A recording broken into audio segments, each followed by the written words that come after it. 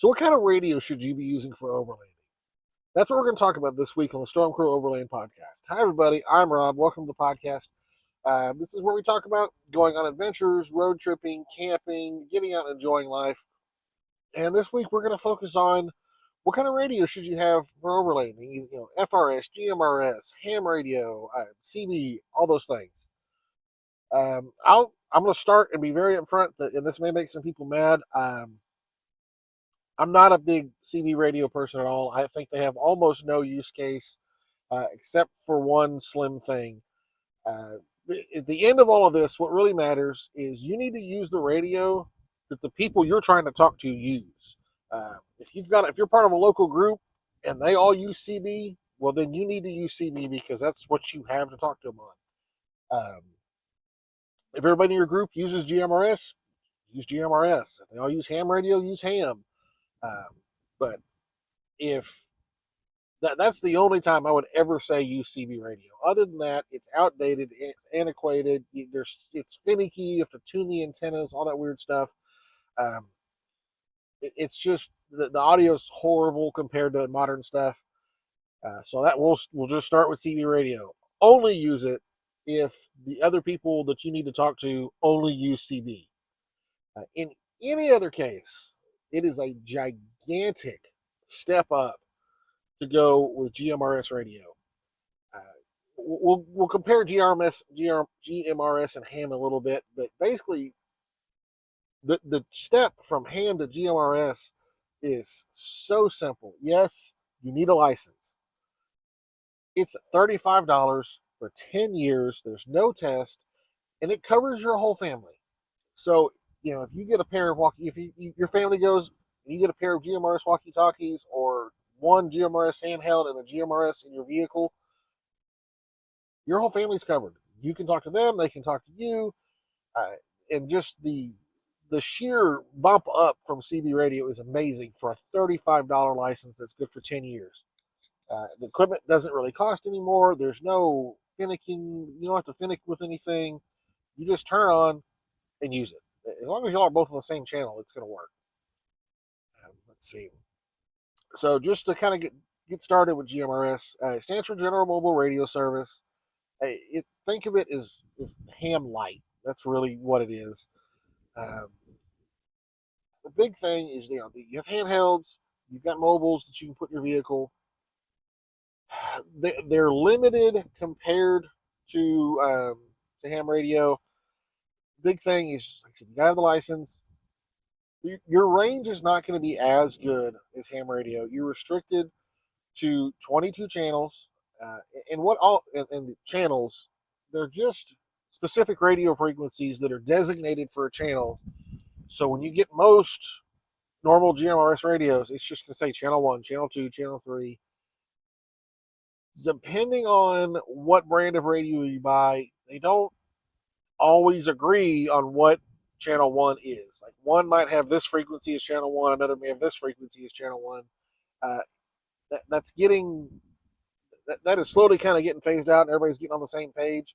But if you do happen to buy an older radio, that is something you may have to look into. Usually they come with like a little decoder book that'll tell you, well, this channel is normal, our channel 1 is normally GMRS channel 4 or whatever. But even then, as long as you have the same radios and you set them in the same channel, you should be able to talk. That really would only kind of play in if you're out with a group and you want to make sure, hey, everybody, we're on channel 4. Hey, we're on channel 16. Seems like generally the off-road groups like to use channel 16 because it's 4x4, 4 times 4 is 16. It's kind of silly. I prefer to use channel 21 because 21 is generally my lucky number, and everyone else is on 16, so they're not junking up my channel. When it comes to range with GMRS, you have the potential to get,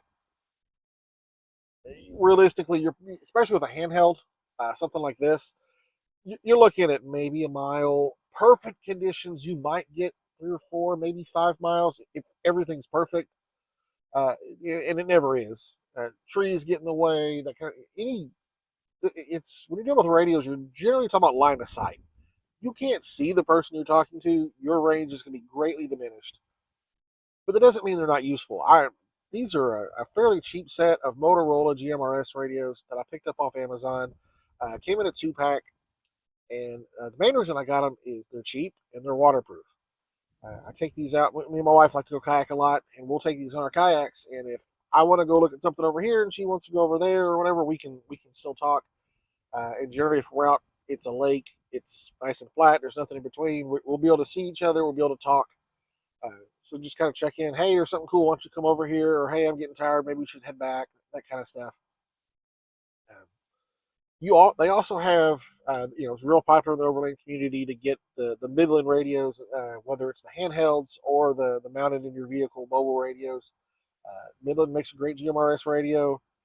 Some of their older radios, geez, I wish I could remember the term off the top of my head now.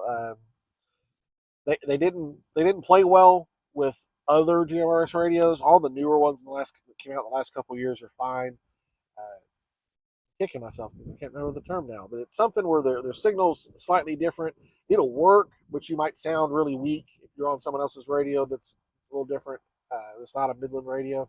But like I said, all their modern radios come out the last couple of years don't have this problem. So it's just something to keep in mind if you're looking at a budget use setup. With GMRS radios, you do have the ability to use repeaters if they're available. Luckily, I'm in Oklahoma City. There is an Oklahoma City repeater, so I can reach someone that's pretty far away. I've talked to people using the repeater on a GMRS radio that were like 60 miles away, but it was, like I said, good conditions using a repeater, and it was using a 50-watt mobile radio, not a 5-watt handheld. And that's something else that kind of goes in for GMRS and ham. Your handhelds are limited to 5 watts, which is enough to talk. Like if you're trying to talk like in a convoy or something, that's plenty. But if you're trying to talk like to somebody back home, it's not going to work. Even with my really nice 50-watt ham radio that I've got mounted here in my vehicle, I can talk. I've tried it in the city. I can talk to the radio at my house 2 miles away if I'm lucky, not using a repeater, just trying to use radio to radio. Like I said, anything, trees, buildings, really will cut down on your range. If you're using GMRS mobile radio that's mounted in your vehicle, something like this, like some of the Midlands and stuff, you can go up to 50 watts. It's going to give you a lot better range, but nothing's going to beat elevation. So the higher you can get compared to where you're talking to, so you can get line of sight, so you can try to get above the trees and stuff. Elevation is going to be your best way to get further range, but extra power never hurts. Let's see. The other limitation when it comes to GMRS radios, on GMRS handhelds, they all have a fixed antenna. You're legally, according to the FCC, you can't have a removable antenna on a GMRS handheld. If it's a mobile GMRS mounted in your car, obviously you can put different antennas on it. That's slightly different. And then, like I said, your FCC says you're limited to 5 watts on the handhelds, and you can go up to 50 watts on a mobile. Moving into ham radio, you have a lot of the same restrictions. You have a test. It's a $35 fee for the license. Sometimes you have to pay to take the ham radio test. Most places it's $15, $25. Some clubs will do the test for free. Usually it's the local ham radio clubs that do the test and send them in. So you can do those for, like I said, some are free, some $15, $25. It just depends. And then it's $35 for the license, just like the GMRS, but it's only good for you. So if you start looking at using ham radios, you have to have it. And if your wife wants to be able, if you're trying to talk to your wife, she has to have her own ham radio license, so they don't get shared between families.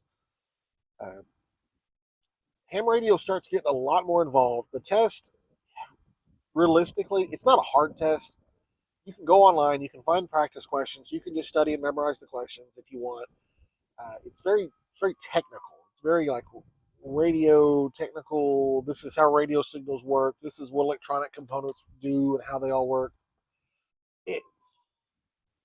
In my opinion, and feel free to have a different opinion, most of what's on the ham radio test for the basic technician, which is the first level license, is ridiculous. It's nothing you need to know to be able to grab a radio, turn it on, go to a specific frequency, and talk. It's stuff you need to know if you're trying to like build a radio or trying to. It's way more technical than I feel like it needs to be, but nobody asked me. Uh, so there are 3 levels for ham radio. There's technician, general, and extra. I think it's what the other one is. And at each level, you get more privileges. You can use more bands, but for at least for overlanding purposes, there's really not a whole lot to worry about besides just the basic technician level, unless you just want to really get radio nerdy. And if you do, that's great. Good on you. A normal tier 1 technician license gets you VHF, UHF. It'll let you use handhelds, mobile in your car. You have very limited HF privileges. There are some for the technician level, but it's not a lot.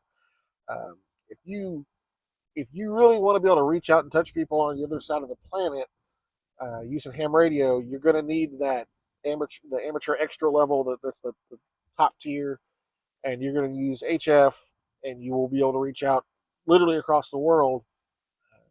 But that's using a big radio that uses a lot of power and a big antenna. It's not something you're generally going to find mounted in a vehicle. I will say at the Rigs and Coffee in Oklahoma City in February, there was a guy that had an awesome Subaru with a little teardrop trailer that he had turned into like a mobile command center. And he had an HF radio with a big antenna he could put up, set up in his little teardrop trailer. And from there, he could legitimately reach out and talk to almost anyone, depending on atmospheric conditions and a bunch of other things. But he had that capability. And that was really neat to see. I'm not sure how useful it would be for the average everyday overlander unless you just really wanted to play radio a lot. And like I said, nothing wrong with that. I don't mean it in a bad way. I like to play radio sometimes. Um, that's why I got a ham license, was so I can do a little bit more than just your basic GMRS stuff. Um, with ham radio, you also can start doing some other neat things. There's APRS, it's a form of packet radio. You basically can kind of almost, and I'm dumbing this down really easy for people that don't understand. So you ham radio folks, if you're watching this, please just take it easy on me. I'm trying to just simplify this. You basically can hook up something to your radio to act as a modem almost, and you can send messages. I have mine set up in my vehicle at ham radio. I've got a little device that lives in my center console that is plugged into the radio and then Bluetooth to my tablet, and I can use it to send a text message, to get a weather forecast, to track my location on the map, to see locations of other people that are using APRS. But this is all based on whether it can hit a repeater or not. If it can hit a repeater that is hooked up to the APRS network through what's called an iGate, I can have no cell phone signal whatsoever. It can use it to send a text message out through the radio network that will go to a repeater, that will go to a computer, that will go to a phone, and then send that text message out to a normal cell phone. Which, when I first got into this, sounded like the coolest thing ever. Until I started going out and I realized that in most places, if I could reach a repeater, I probably had cell phone signal anyway. In fact, I've almost never been somewhere that I didn't have cell phone signal but could still reach a repeater with a full-blown 50-watt mobile radio installed with a good antenna. Like I said, cell phone coverage is so crazy these days that generally I have cell signal as much as I'll have to be able to reach the radio network stuff. The benefit, some of the other benefits though of a ham radio, especially a mobile radio, you're not dealing with specific channels. You're looking at actual frequencies, and you can program whatever frequencies you want in there. You can. I have mine set up where a lot of the local police and fire stations around here. I have their frequencies tuned in. A lot of the storm spotter networks. I'm a meteorologist, so I listen to the storm spotters. I have the frequency that the weather helicopters for some of the news stations use when they're flying around reporting things. I have that frequency saved, so I can listen into that. Um, I can listen to air traffic control tower frequencies of one. I can't talk on those. A lot of the frequencies I can't actually transmit on, but I can listen. So it almost acts like a radio scanner, so I can listen to things, which is nice. It's another way to keep up with things. But realistically, I can use a scanner app on my phone to do the same thing. It's just another little benefit to the radio that's neat, but not that great. Let's see. I've got notes I'm trying to refer to here. Also, talked about that. The biggest thing is the GMRS or ham. It's great if you're out with a group and you're like kind of in a little convoy, whether it's 2 vehicles or 40. It is great then to be able to talk to people. Uh, talk car to car. Hey, look, there's something cool coming up on the left. Hey, I saw a deer off on the right. Hey, I'm going to pull over. My rig's making a weird sound. Hey, I need to pull over because I got to take a leak. Whatever. It's great for that. If you're going out, with your family, it's nice to have a couple of handhelds. So if you're at a like state park campsite or something, and someone's going to wander, a couple hundred yards down to the bathroom there at the state park, hey, here, take the radio with you, and just call me if you have a problem or anything. Just let me know if you're okay. It's great for that. A lot of people, I see a lot of people asking about radios for communicating to people back home. If I'm out on the trail, I want to, check in with my wife or something. It's just not that. They don't work that way. They're not that good. They just don't replace an actual satellite communicator like a Spot or an InReach, a Zoleo, something like that.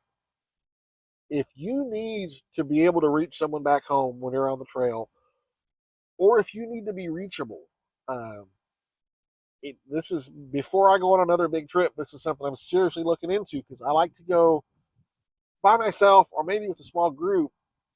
But I've got a wife and a kid and an 80-something-year-old grandmother who lives with us at the house. I don't want to be gone for a week with no cell phone signal and not be reachable, and then a week later come into town and find out, oh God, something bad happened 4 days ago. So in that case, you need something like a satellite communicator so you can be reachable or be able to reach out and check in. Um, at the end of the day, for 99% of what you're trying to do, overlanding, I think GMRS is the right answer. Uh, there is a thing called FRS. It's Family Radio Service. It's even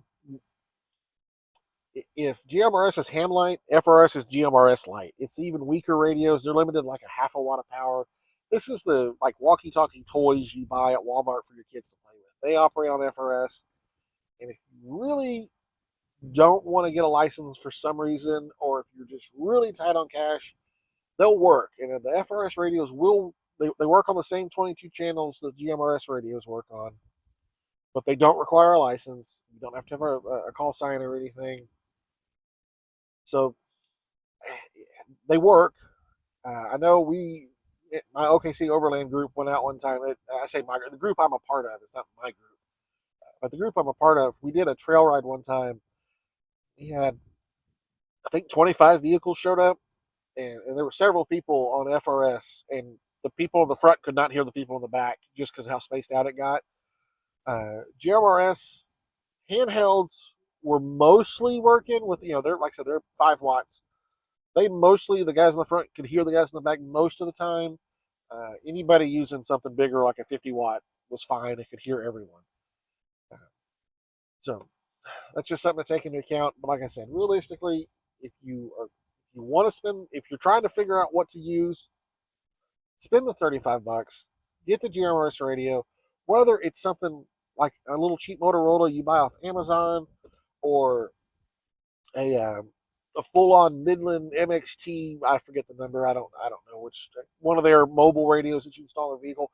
And I don't mean anything bad by the Midland radios. I think they're great. And if I didn't already have the ham radio in here, that's what I would be getting. Is one of the Midlands with the removable faceplate, or that you can do just through the speaker. Those are neat. I do like those. Yeah, GMRS is probably your best bet.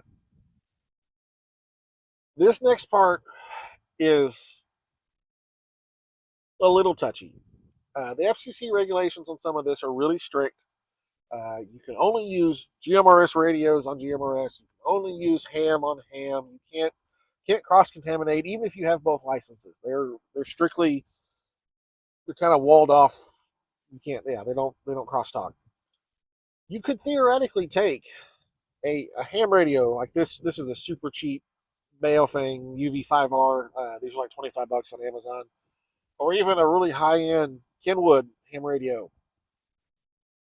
Theoretically, you could program the GMRS channel frequencies into one of these radios and talk on GMRS with them.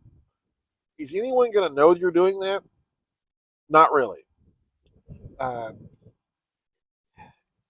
According to the FCC, that is not kosher. It's not legal. You're not allowed to do that. It is against all the FCC regulations. But theoretically, it works. And if you had a ham license and already had a ham radio in your vehicle, but also wanted to be able to talk on GMRS channels, it is a thing you could do if you weren't as worried about violating FCC regulations. Same thing for like to the handhelds. You can program all of that in there. I'm not saying you should. I'm not saying it's right or legal or anything like that. I'm just saying it's possible. Uh, I will neither confirm nor deny that I have ever done that or that mine is programmed to talk on all the GMRS stuff. Um, take that how you will. Uh, that's really all I have for y'all. Sorry for the kind of not great setting. This is I didn't get to go anywhere cool, and I know it's kind of dark. I'm just sitting in the car. Weekend got away from me and got family stuff, and I had to. I'm actually waiting while my kids at dance practice. I'm sitting in the parking lot, but I figured some video is better than no video. And someone, oh, I feel really bad right now that I didn't look before I started recording. Someone actually sent me a message on Instagram and requested this video. And I thought it was a great idea. It was something I kind of had thought about making a video over. And I really appreciate whoever you are. I'm so sorry I don't remember your name right now, but consider this your shout out if you're watching. I really appreciate you reaching out and asking if I can make a video over this, if it's something you were interested in. Uh, Anyone else out there, if there is a topic that you want to hear my take on or you want more information on, reach out. Let me know. Send me a message. I'm on all the things, Instagram, send me a YouTube comment, whatever. Uh,